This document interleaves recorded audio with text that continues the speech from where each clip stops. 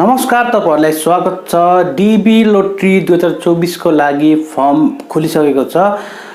Form भर्नको लागि तपाईहरुले dB lottery को अफिसियल साइटमा गएर फर्म इजिली भर्न सक्नुहुन्छ भने नेपालबाट फर्म भर्ने धेरै व्यक्तिहरुको मेन समस्या रहेको छ फोटोको साइज।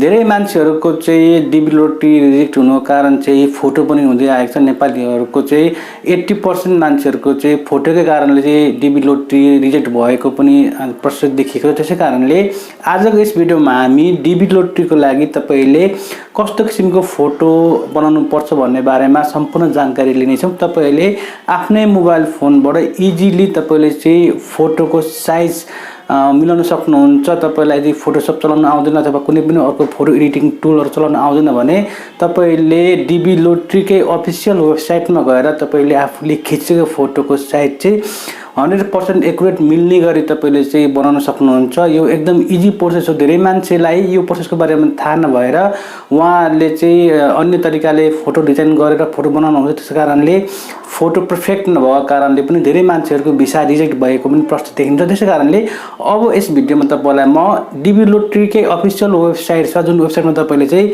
आफ्नै मोबाइल फोनबाट इजिली चाहिँ अथवा तपाईले ल्यापटपबाट इजिली फोटोलाई एडिट गर्न सक्नुहुन्छ। तपाईले खिचेको फोटोलाई तपाईले कुनै पनि एडिट नगरिकन अथवा तपाईले चाहिँ सिम्पल चाहिँ यसमा त्यो फोटोलाई लगाए बापत तपाईको फोटोको परफेक्ट साइज चाहिँ आउनेछ। जुन चाहिँ तपाईले यो भिडियो हेरिसकेपछि जान्नु हुनेछ। तपाईलाई म मोबाइल फोनको स्क्रिनमा कसरी चाहिँ तपाईले आफ्नै मोबाइल फोनको चाहिँ फोटोको साइज चाहिँ एक्युरेट बनाउने भन्ने विषयमा चाहिँ सम्पूर्ण जानकारी तपाईलाई म दिनेछु। सबभन्दा पहिले तपाईले एउटा फोटो खिच्नु पर्ने हुन्छ। तपाईको फोटो बाङ्गो किसिमको हुनु भएन, तपाईको टाउको बाङ्गो, आँखा बाङ्गो किसिमको हुनु भएन, ठाडो परेको हुनु भएन, निउरिएको फोटो हुनु भएन। तपाईले परफेक्टली चाहिँ आफ्नो फोटो चाहिँ एक्युरेट ठाउँमा तपाईले चाहिँ सिधा हेरेर क्यामेरामा हेरेर तपाईले फोटो खिच्नु भयो भने त्यो फोटोलाई इजिली चाहिँ हामीले यसको अफिसियल वेबसाइटमा गएर परफेक्ट साइज एक्युरेट साइज बनाउन सकिन्छ। जुन साइजलाई चाहिँ डीबी लोटरीमा तपाईले एप्लाई गर्नुभयो भने तपाईको भिसा रिजेक्ट चाहिँ हुँदैन। त्यसै कारणले तपाईले सिम्पली मैले बताएको स्टेपहरु फलो गर्नुस्। भन्दा पहिले एउटा फोटो खिच्नुहोस्, परफेक्ट फोटो खिच्नुहोस्। जुन फोटोलाई चाहिँ तपाईले यो अफिसियल वेबसाइटमा लगेर लगाएपछि तपाईलाई परफेक्ट साइज त्यसले बनाएर दिन्छ।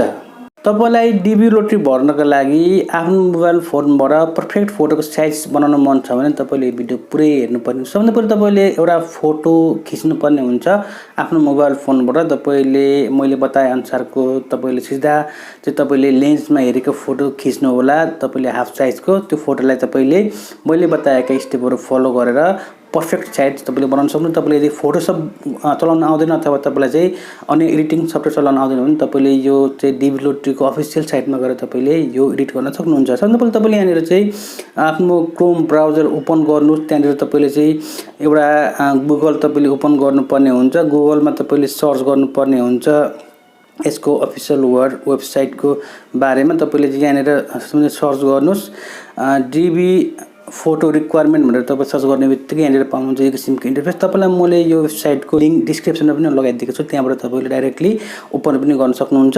यहाँनिर तपाईले हेर्न सक्नुहुन्छ फोटो रिक्वायरमेन्ट travel.gov भन्ने अप्सन छ। तपाईले यसमा क्लिक गर्नुपर्ने हुन्छ।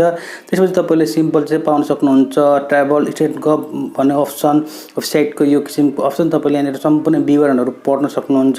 तपाईले त्यहाँनिर हेर्न सक्नुहुन्छ सम्पूर्ण विवरणहरु दिएको छ फोटोको बारेमा, फोटोको साइजको बारेमा।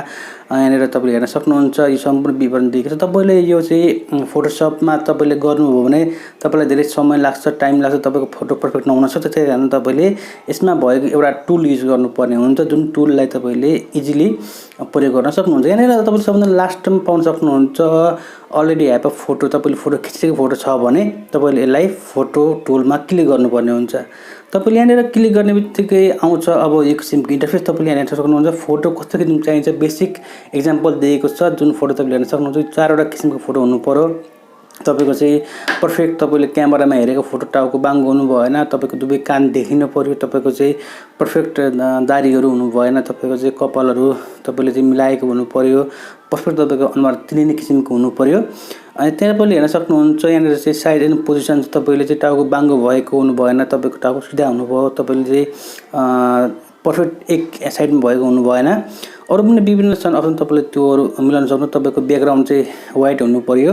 तपाईँले त्यसको लागि अब फोटो तपाईँले आफ्नो खिच्नु भएको छ, ब्याकग्राउन्ड व्हाइट हालेर हो भने तपाईँले चुज फोटोमा क्लिक गर्नुपर्ने हुन्छ।